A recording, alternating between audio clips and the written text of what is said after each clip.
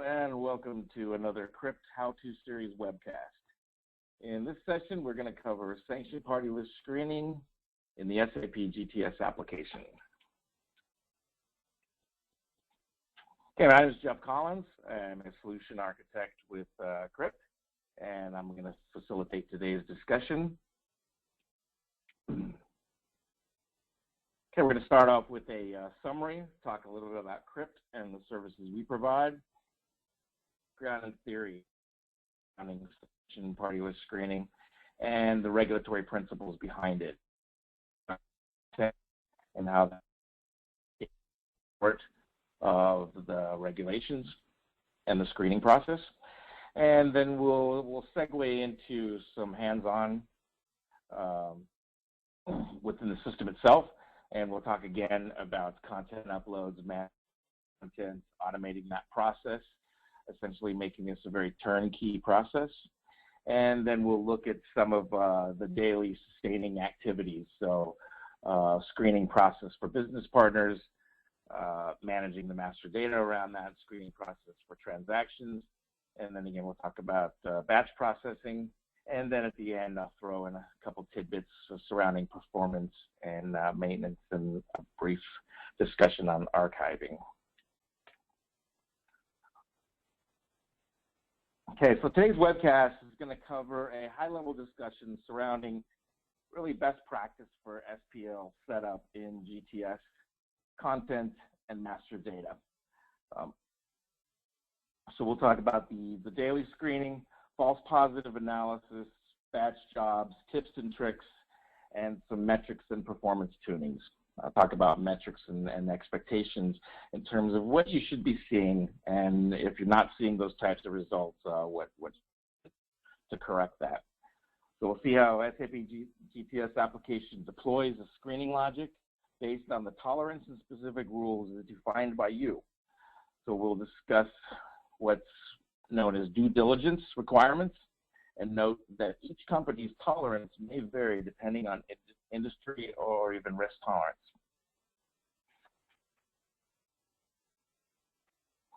Okay, Krypt is an industry-leading SAP supply chain logistics VAR partner. We are a value-added reseller. We focus on customer supply chain solutions, system integrations, and business process improvements for our customers. We focus on customer success in the areas of revenue recognition, cost savings, process improvements, and compliance. The majority of our customers do in fact become repeat customers. So we are considered thought leaders in the supply chain space. And it's really Crypt's ecosystem is what makes us such a strong competitor in the supply chain area. So many of our staff members, such as myself, have worked and bring to the table supply chain expertise across a multitude of industry verticals, as well as business and regulatory knowledge. Okay, we also have offices in U.S. and Bangalore, India, so we're very well positioned to provide integration services and application expertise to customers worldwide.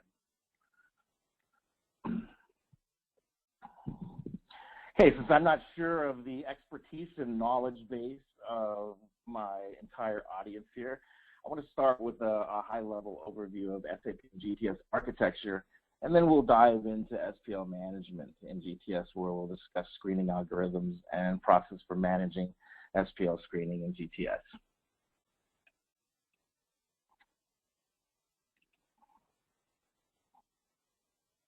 All right, GTS is an integrated application and can be connected to many back-end systems. GTS uses the master data and transactional data really to manage the various trade processes. So it's a downstream recipient of information that supports the trade-specific processes. In this example, we can see GTS connected to an SAP ERP system, sending electronic communication to U.S. customs. Today, we're going to discuss how GTS manages compliance controls surrounding the SPL screening. So specifically, we'll look at the master data transfers from our ERP system, the content loads, and then the screening management for the master data and transactional screening checks as well. Okay, this slide shows the business partner data and the SPL master data loaded into GTS. So we'll discuss in detail the process for screening at a master data level, as well as best practice for transactional screening. Okay, this slide further illustrates the transactions and supply chain flow on the import and the export side. So part of the setup, beyond screening the master data for denied party lists, and when we talk about master data, that's customers, vendors, financial entities, so parties to a transaction. The analysis also includes the ability to perform those same checks or control checks at time of transactional or document processing. So we can ensure compliance all the way through the supply chain process up to the point that physical materials are shipped or information is exchanged.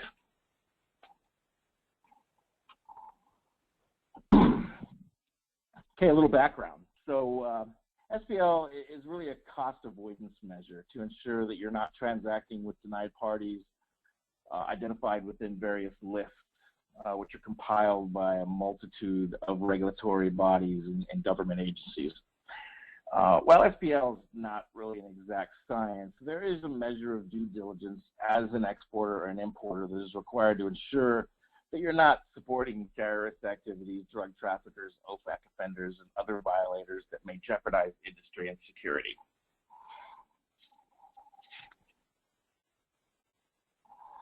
Okay, so we'll discuss today how to remain compliant through the utilization of DPO or SPL content in order to screen the master data and transactional data for denied parties. We'll discuss at a high level the settings and the process that will help you ensure regulatory compliance.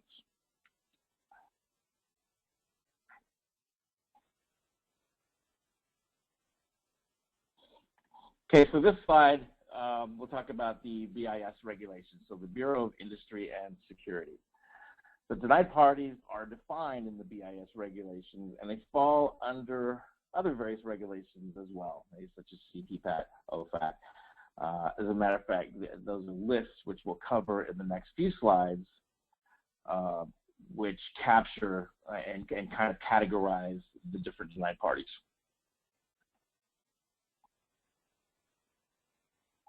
Okay, the BIS defines denied parties as individuals or larger entities that have been denied trading privileges. Those individuals and entities end up on what's known as an entity list.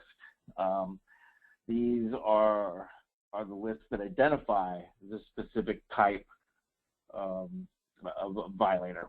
So we've got drug traffickers, designated terrorists, and the list goes on.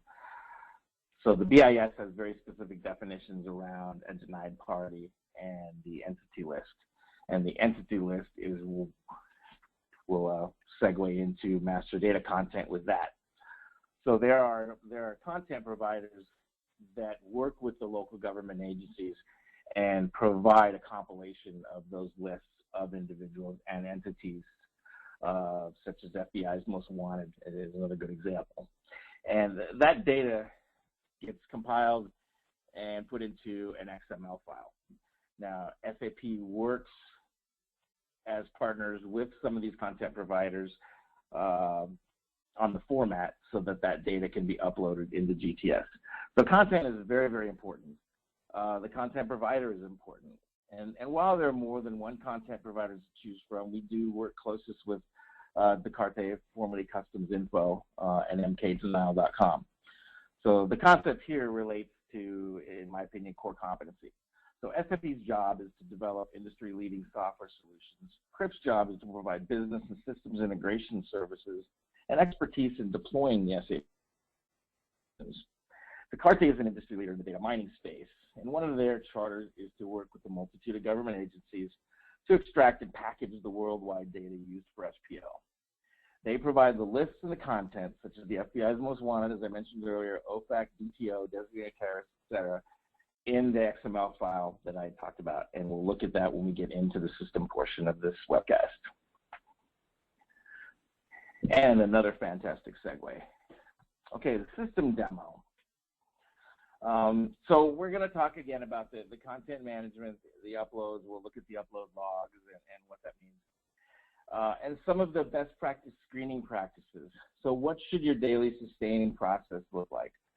And how do the settings impact that and the matching percentages? And what should you be looking for in terms of reasonable metrics? And then we'll look at the daily process for screening the master data, performing the false positive analysis, disposition of a business partner, and then the transactional screening. We'll talk a little bit about batch jobs, and we'll use the phrase or term turnkey in many cases related to SPL processing, because we could set up the whole process to automatically extract on a daily basis the XML file, automatically upload that file, perform the indexing operations, and perform the screening, all automated and turnkey. And really the only manual intervention at that point is to perform the false positive analysis. And that's where we have a focused effort on getting those percentages as low as possible, so that you're not reviewing a lot of data, but yet you have that fine line where you want to remain compliant. Okay, we'll look at some of the master data, batch jobs, metrics, archiving. For any of you who have been operating in this space for over 5 to 7 years, potentially you might want to consider archiving, and then that does factor into performance and how fast the system reacts. Okay, and then we'll talk a little bit about a couple performance transactions and the dialogue that you should have with your basis folks to ensure that you're operationally and efficiently performing your screening activities and not being held back by system performance, system parameters. Okay, with that said, we are going to open up our GTS system. So as I mentioned, GTS is an integrated application. So this is our instance, our GTS client. And in this case, we are connected to an ECC SAP ERP backend. And we're going to go into the GTS menu and to the SPL cockpit. So for compliance, we have legal control, and we're going to go into there as well at some point. And this is where I can manage license and exceptions, embargo controls, etc. And but we're gonna operate between these two cockpits specifically, SPL and the legal control export. So we start off in SPL in the master data tab. So I'd mentioned the content on multiple occasions now. So a prerequisite to loading the content and performing any SPL analysis is to have the basic configuration in place. And that includes your matching percentages that I discussed, your matching tolerances. So what percentage constitutes a match for name, or what percentage constitutes a match for the entire phrase within a name field or a street field or a city field. So what we at Crypt have defined are best practice settings where we can manage false positive percentage rates very low while still maintaining compliance. And we take advantage of the two-way matching and the technology within the algorithms that exist to make that happen. Okay, now once we have the content, and again, you know, this is turnkey in a sustaining operation, or if we were to do that manually, we would upload that XML file here. You can also look and see the upload logs and see that we've uploaded multiple files in the past.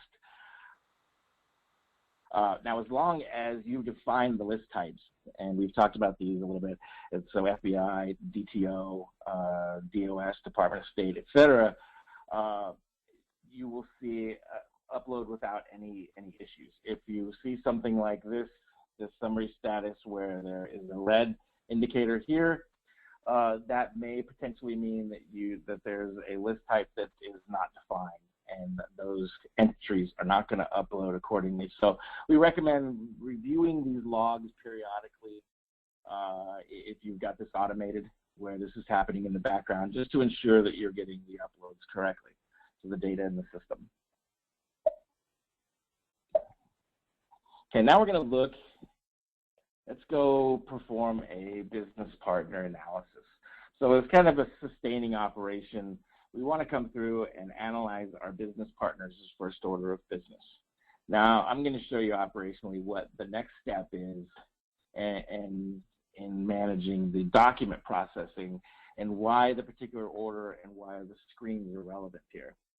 So if we look at display block business partners,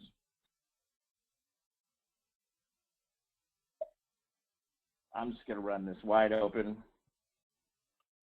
and we'll just select a business partner here. So these partners have been screened at some point, and they are in the blocked report. So again, that means that the address parameters of the business partner, customer, vendor, financial entity, in this case, these are customers, match to some degree entities in the denied party list files that have also been uploaded into the system. So so again, the XML files have been uploaded, the configurations in place, your business partners have been transferred, and we perform those indexing jobs I had mentioned. So it's going to apply those rules, and some of those rules are also master data, such as phonetic rules and text exclusions, and we're gonna go into the master data screen as well. But with all that in place, in this case, we can see that the system, and I know this by looking at this report, is set up for synchronous screening. So that means the point that a customer or vendor or financial entity is created and transferred from ERP to GTS, it is synchronously or immediately screened. So again, very turnkey. We set the process up where deltas, meaning new business partners or changes to business partners, are identified in the ERP system and transferred over immediately in GTS. And then they're immediately synchronously screened. So we're going to go in and do our analysis of this business partner. So we select the SPL screening button.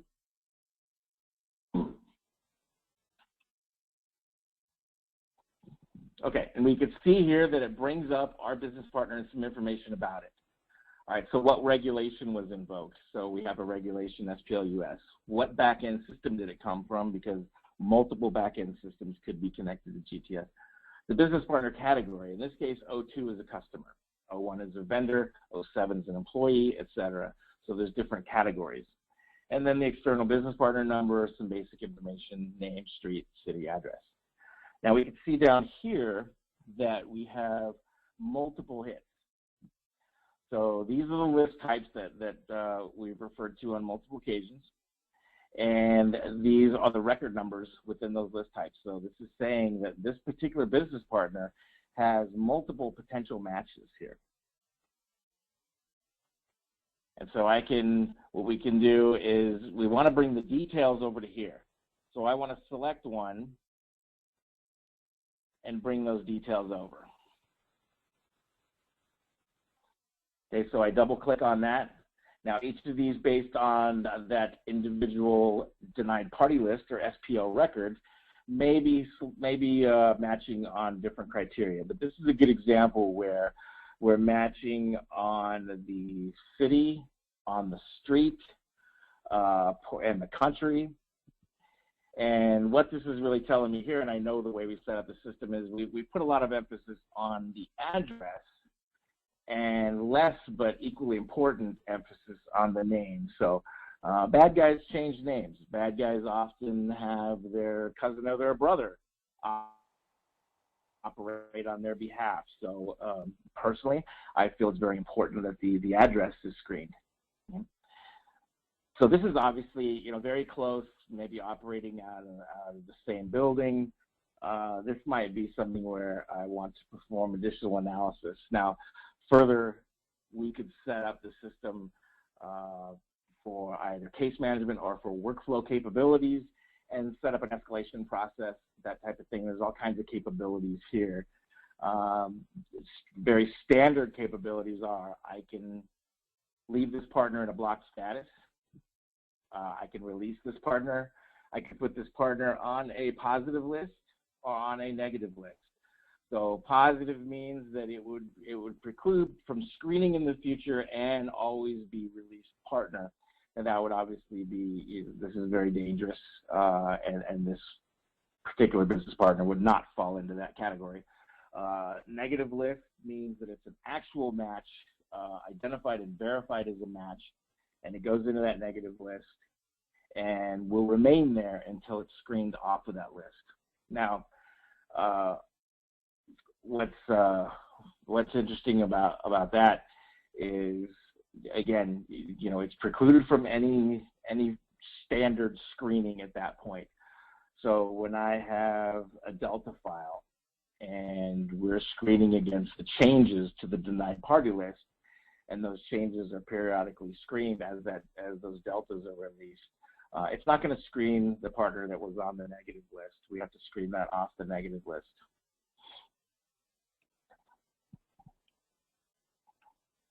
Okay, in this case, I'm going to leave that partner blocked. There's really nothing I need to do here to leave it blocked because it's already in that blocked status.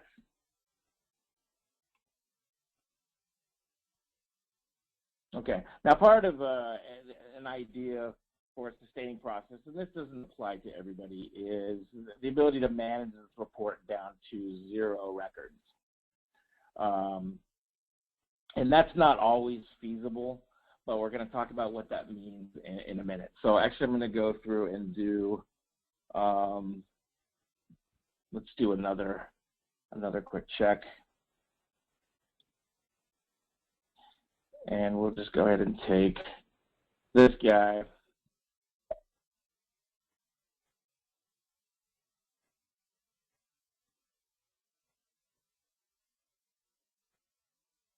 Okay. In this case, we've only matched against one entity here, so it's automatically going to bring some of the details over, and my country information and my business partner name is matching. So one thing to understand is that your configuration and master data plays heavily into determining whether or not this is a match. So in our case, I'm pretty certain that we have text exclusions in place. We also have identified in configuration what the minimum number of characters are that validate something being a word. And that minimum character length is 3. So we could start looking at some exclusions here in the name field and start to see, you know, why am I only matching on the one value or the one word out of the entire phrase? Because we have percentage matching criteria around words and phrases. And I know that I have company in our text exclusions, so I can see why this would constitute a match, but I can also see that this is not truly matching this record. Additionally, I can go into here, my SPL button, and sometimes I can find additional information about this denied party list. There may be other comments and other information if I need to do further research. So very important concept. So in this case, and for example, we're going to go ahead and release the partner. Now this is configurable. We could set this up so the text audit trail is optional and not mandatory. So in this case, we've got it set up. It is mandatory for the release reason. We don't necessarily need to put in a comment, but I will. And just put in a comment.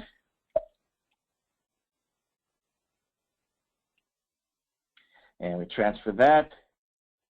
And now that writes a record to the audit trail.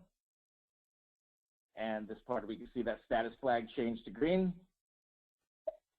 We can write those results now, and that record has now been removed from this block business partner report. Okay, so in theory, operationally, if I'm able to clear that block business partner report, I can what I like to recommend is that you move into the compliance management legal control export and then display block documents.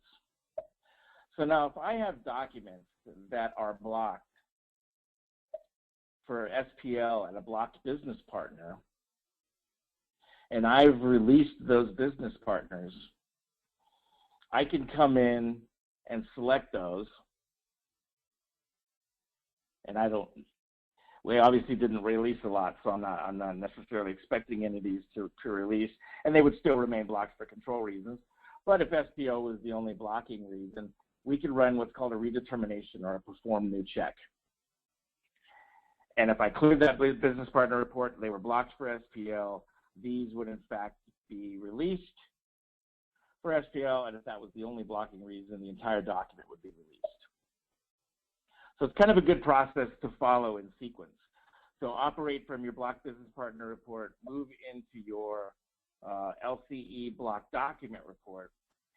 And then lastly, we're going to move back into SPL and talk about the different blocking reasons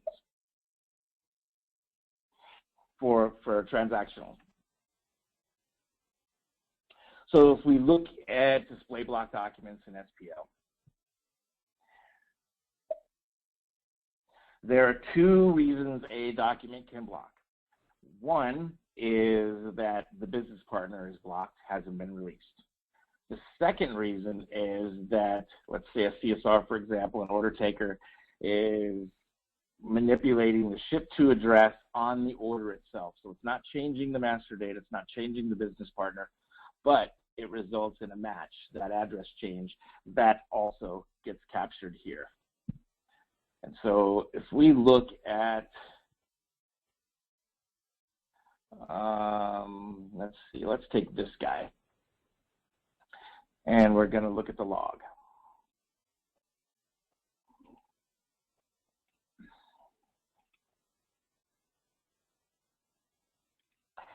Okay, so this is interesting, and this is an example of a document being manipulated at the transactional level, or a partner being manipulated at the transactional level. We could see that partner external number, or partner number 1358 is the same entity for my sold to, ship to, bill to, and payer. But 1358 as my sold to is blocking. But 1358 as my other parties to the transaction, the other partner functions or partner roles, is not blocking. That's kind of an indication that the business partner address has been manipulated on the document. And I would need to come back here and screen that change, specifically using my SPL screening function on the document itself. And we could see that somebody had actually went in and changed the name to something that would in fact match. So that really explains why I'm now going to see a match for that transactional process. And I can keep that blocked, or I can release that. I can also further comment that.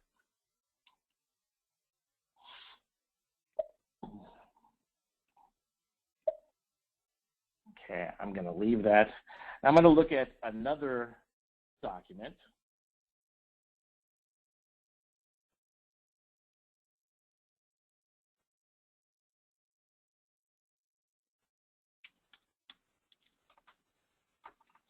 All right, and we can see here now that partner 4084 and partner roles, and that's all the roles on the document, and I'll show you how to look at that, has been identified in a boycott list.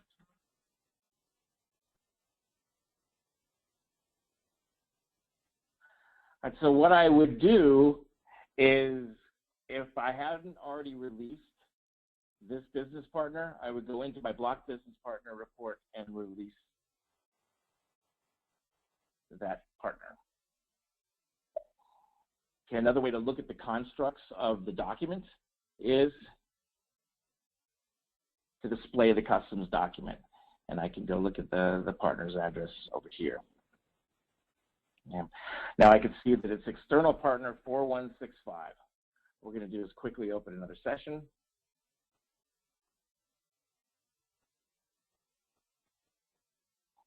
When we go into the sanctioned party list screening cockpit, I'm going to look at display block business partners.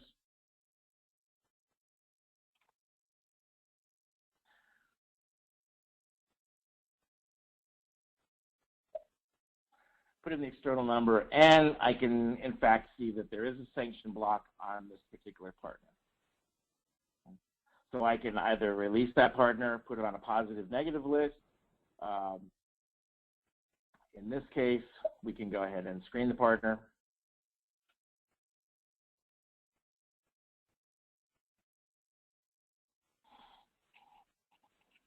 Okay.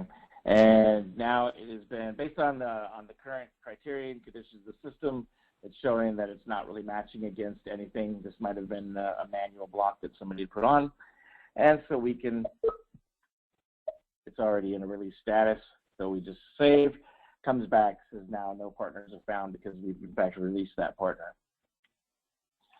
And if we recall here, our document number was 13984. So I have a couple options. I can release it from here, or to go back to that process I had mentioned earlier from the legal control export screen.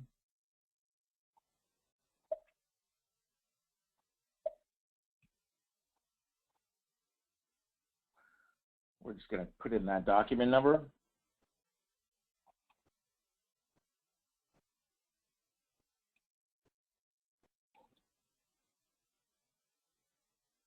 Okay, I'm going to rescreen it. We can still see that there's a license-related issue, but SPL now has a green status. We've released that partner, and it's going to update that status and now show that that document is still blocked, but now it's blocked just for export control reasons.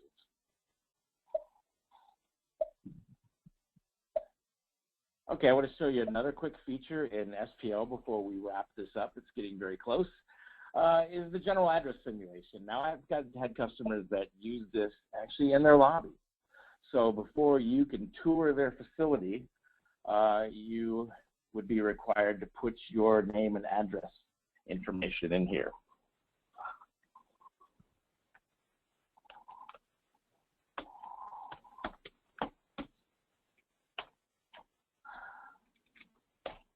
All right, we'll just put in a random name here. All right. And this is going to apply the rules that we have in the system and perform an SPL check. In this case, Patrick Nee is, in fact, a bad guy in the U.S. It does match. He is a Department of State violator, so we've matched against the record there. So that is one way to use that general address simulation. Okay, I mentioned earlier that the configuration works in conjunction with the master data. And I want to reinforce again why we saw a match in that particular record. And that is partially related to the master data settings and specifically the exclusion text. So I think company and were two words in that string that were greater than 3 characters that have now been eliminated, that were eliminated from that string. That's why we were seeing a match on a single word. So I caution you not to get carried away with the text exclusions here. You will take yourself out of compliance. Putting names in, such as David or Dave or something like that, is not recommended. So we have methods of putting the percentages and the search in the algorithm in place, so that's not necessary.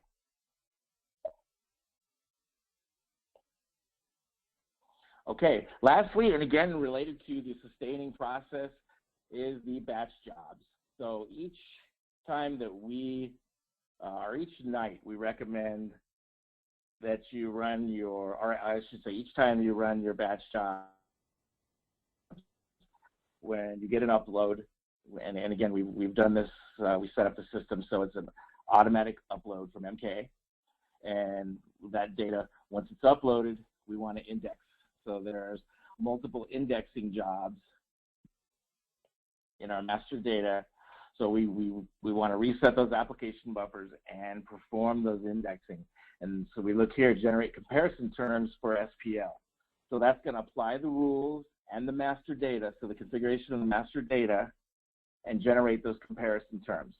And then aggregate those terms. We do the same thing with the business partners. We compare the terms, and then we execute the jobs in the background, and really the sustaining jobs. So once you've screened your partners initially, your responsibility at that point is to manage the deltas. And MK, for example, puts out a delta file 1, and it could come out 1 a day. It could come out periodically. It's no more than 1 file a day. So if a file comes out, we automatically FTP and upload that file, and then we perform the SPL delta process. So that would be this program here, and we would set this up to run in the background, and it would screen. Let's say there was 3 new entries, 3 new entities added to the denied party list. It would screen those against our entire business partner database. So we have that sustaining process of always being up to date and compliant with denied party list screening.